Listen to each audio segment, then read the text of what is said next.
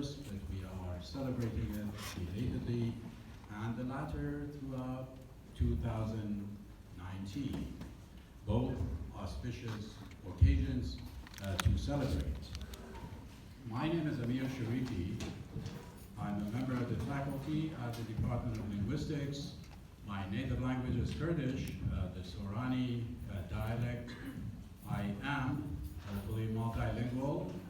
Kurdish Sorani is my mother tongue, but I'm fluent in several other languages.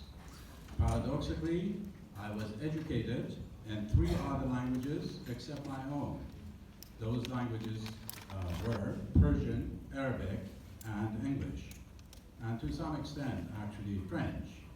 As a child, I learned instinctively there was a hierarchy of languages, and that mine was at the very bottom, with very little public or no official status.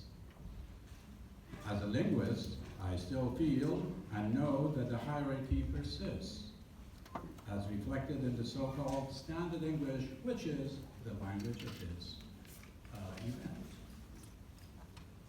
Our first panel will shed light on the status of 3 minority languages, Chamorro and Guam, Kermanji in Iraqi Kurdistan, but predominantly in Turkey and Syria, and Gilaki Rashid in Iran. And of course, as you know, Chamorro is spoken, an endangered language in the US and Guam. So, what do these languages have in common? They have in common a very negative, really, connotation, that none of them basically have any official recognition, nor are they used in education or public administration. The problem is that most languages, as a matter of fact, are in danger. You may not know, according to one estimate, by the end of the century, over 90 to 95% of languages will be seriously in danger or will become extinct. Without these languages, cosmologies, epistemologies, spiritual roles, and different ways of being in the world would vanish too. So it has catastrophic consequences, despite the fact that we know that multilingualism is enriching, that bilingual and trilingual education offers cognitive and affective advantages, divergent thinking, communicative facility, and flexibility. Most nation states, however, continue to insist on language discrimination and repression. The status of minority and indigenous languages will not change unless these languages are officially recognized in accordance with the United Nations Universal Declaration of Human Rights, and these speech communities and their languages and human rights are respected, protected, and preserved. Freely used in public spaces and education, unless these languages find a linguistic marketplace and gain parity and equality with the dominant languages. And we know that children are capable of learning 2 or more languages. Language rights are integral to the struggle for social justice and cultural diversity.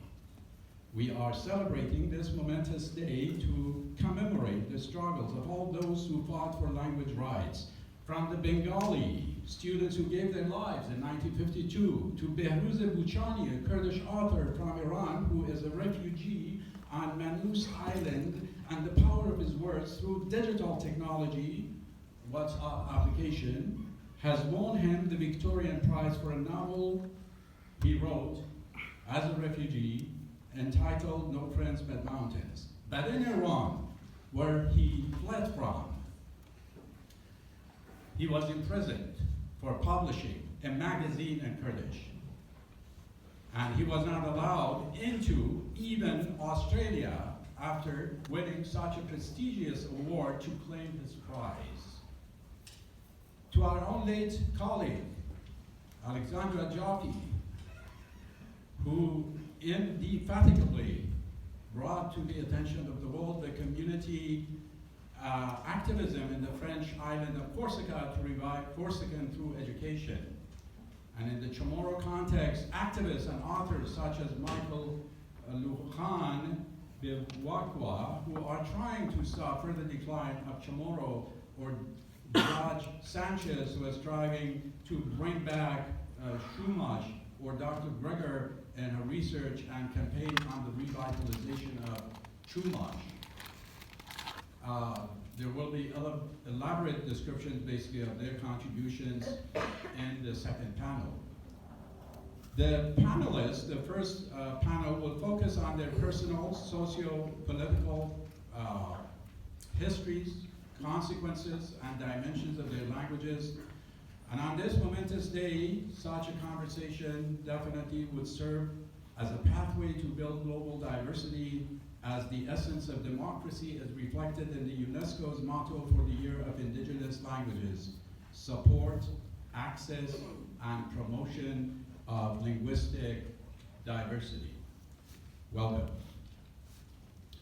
At this point, I would like to invite Dr. Craig Stone, who happens to be a professor and also the head of the Asian Indian Studies, American Indian Studies at our university. He's going to recite a song called Kola Kola, written by Pat Bad Hand.